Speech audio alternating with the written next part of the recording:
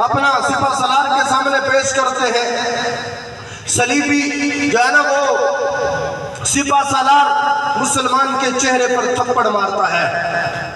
तो उस वक्त मुसलमान बेनडर होकर बेखौफ होकर बात कर रहा था उनके सिपा सलार के सामने।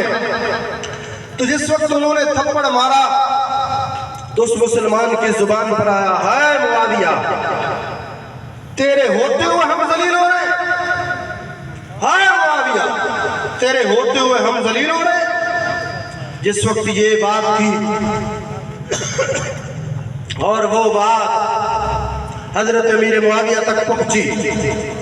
हजरत अमीर मुआविया रज़ी अल्लाह तआला अन्हु ने अपने सिपा सलार को हुक्म दिया कि जितने दिरहम व दानानीर लगते हैं जाओ उस मुसलमान का फिदिया देकर उसे छुड़ा कर ले आओ।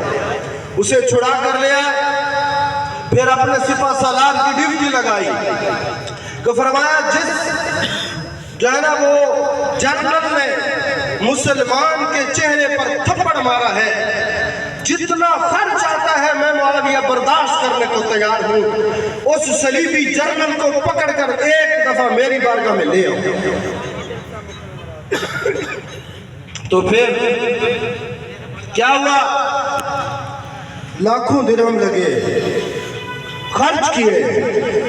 जिस मुसलमान के चेहरे पर जिस बदबख्त जनरल ने थप्पड़ मारा था उसे पकड़ के लाया गया है। तदबीर करके हजरत अमीर मुआविया ने कहा, उस मुसलमान को बुलाओ।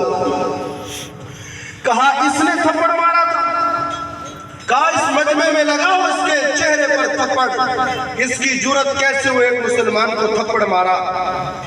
वो थे हमारे अमीरुल मोमिनीन, वो थे मुसलमानों के गैरतमंद हुक्मरान कि एक मुसलमान को रियाया में से एक आदमी को थप्पड़ पड़े तो उसका बदला कुफार से, काफिरों से कैसे लिया जाता है।